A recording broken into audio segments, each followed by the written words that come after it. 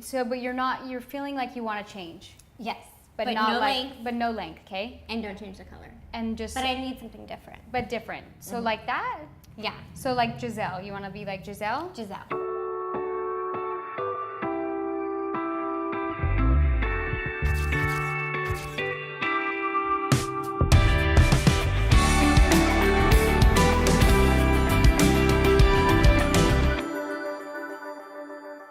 Danielle here from DKW Styling. Okay, again, we're at my salon here in Laguna Beach, California. I have Valerie, one of my stylists and educators here, and today, well, in every video, I'm gonna come to you guys with four topics. Good thing I have Valerie here, she keeps me in check. So 4 topics. I love hair and fashion. So my first tip is gonna be fashion, my second tip is gonna be a hair tip, my third tip is gonna be a business tip, and at the end of these videos, I'm just gonna share a fun, relatable story, calling it a life tip. Okay guys, so my fashion tip of the week, Val, you know I love fashion. I can't help it. I do a little bit of fashion blogging because it's just fun for me. So one of the trends that I'm loving for the spring is like the off-the-shoulder tops. This actually, I got this at a blogger party, the Anthropology in Newport a couple weeks ago. They have a new line called Wit, and I think the only place you can find it is at Anthropology. But I love the sleeve on this, and I've done a ton of off-the-shoulder looks on my blog. So I'm gonna link this on this post on my blog if you love this shirt. And then I'll also kind of link some other posts I did with off-the-shoulder tops. It's kind of a trend that's pretty big this spring, and I love it. It's just easy and flowy and kind of goes with everything. So that is my style tip for the week. So I'm going to talk about the 7 Seconds Refresher. It's a dry shampoo, and as an extension wear, it's like my favorite thing to do because blow drying extensions takes quite a while when you have like 15 extra pieces of hair in your head. So instead of shampooing and going through that process every day, just pop it off. Give it a little shake. Okay. You can spray it. I'm gonna spray it. Okay. And you could spray it on your roots, and it absorbs the oil and gives you a little bit of volume and just saved you 45 minutes of blow dry time. Nice. And you're good to go. I kind of like the messy. This is my day 3 hair. Oh. So I got ready this morning. I used that. Day 3? Yeah. It's impressive. So. Okay, so 7 seconds. Yeah.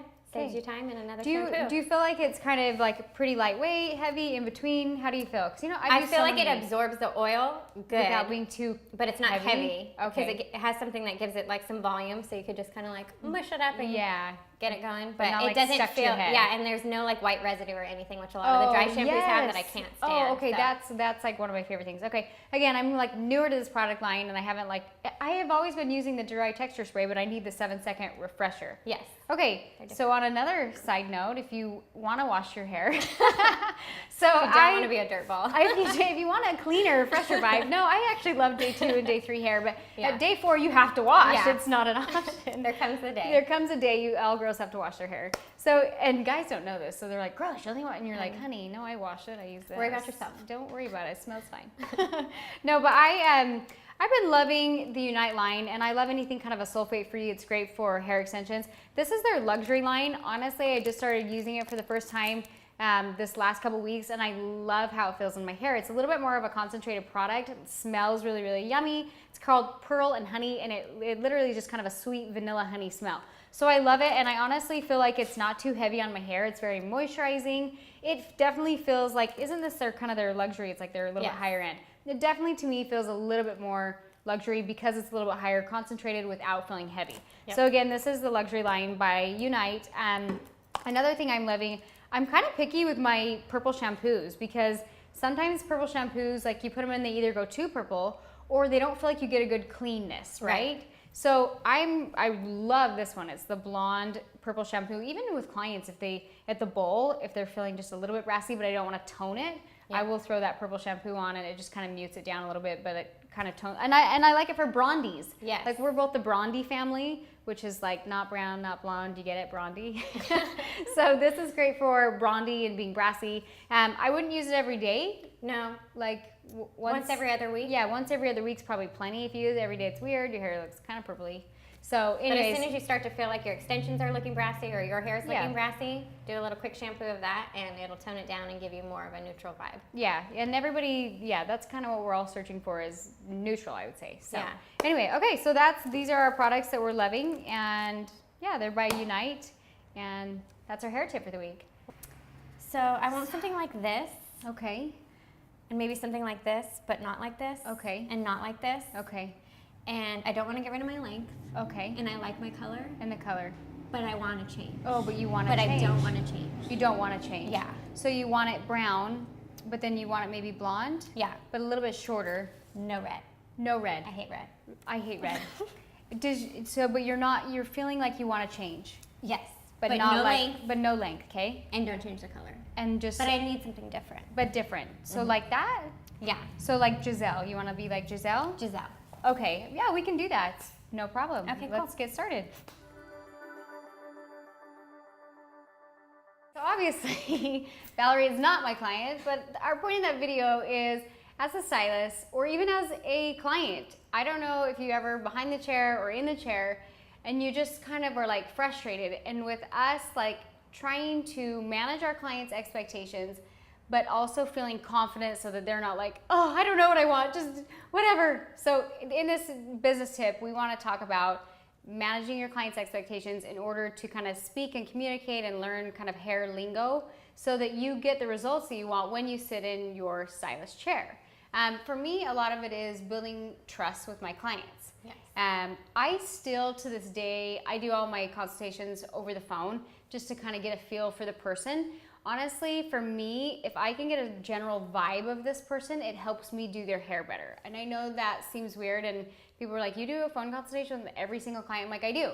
Because I want to know what their style is, I just want to know what their general vibe is, and I want to build their trust. Right. And so when they come and sit in the chair, they're already more comfortable because we've already had a little bit of like a talk before. And I still have them, I mean, even though we're joking and you're looking through the magazine, I still don't mind if people show me pictures because I don't know how you feel about it. But I love it. I know a lot of stylists don't like having pictures brought, but I like it because then I can understand their word caramel as opposed to my word caramel, or your beigey blonde and my beigey blonde. It could be totally different. So if I see a couple of pictures that you like, I could see your inspiration point and we could talk and go from there. But I think too, like I'll always, if they show me a picture, I'm like, okay, that's cute. And we might not be able to get you exactly there, but like, what if we're close?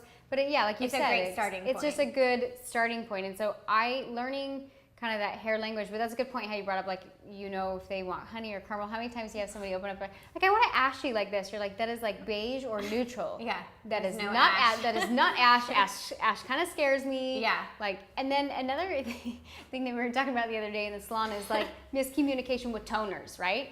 Yes. Like there's two things I want to talk about really quick. There's the client comes in and sits in your chair and says, I feel like I pull kind of red. Okay. Every client says that.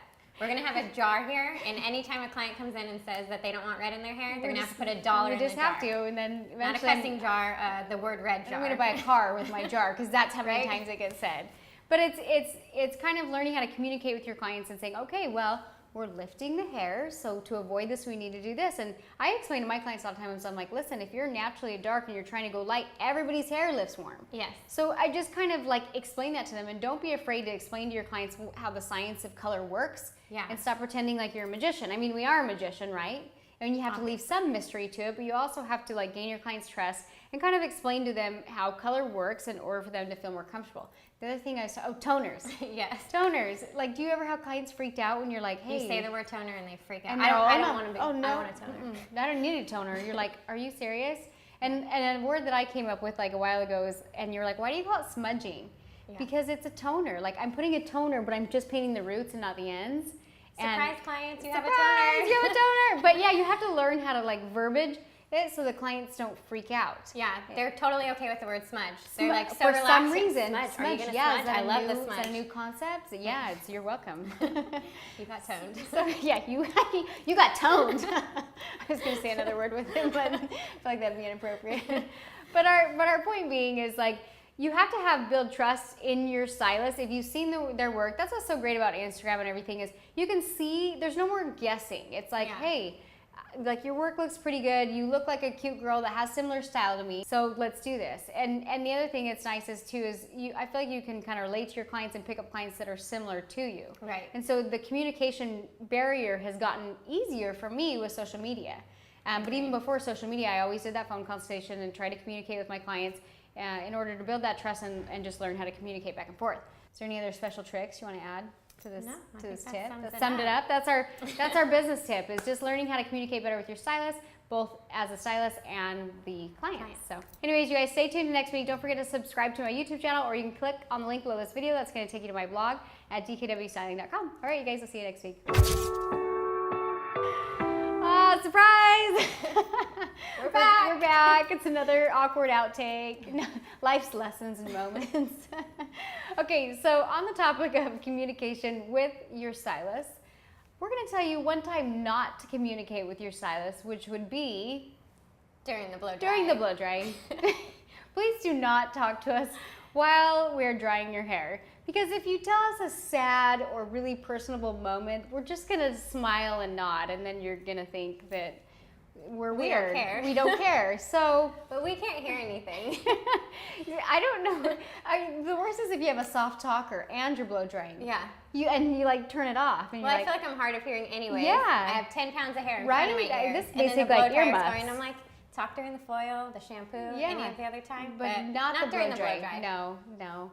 But should we say that to clients? Like, do you tell We them? or are is that- now. We are now. Congratulations.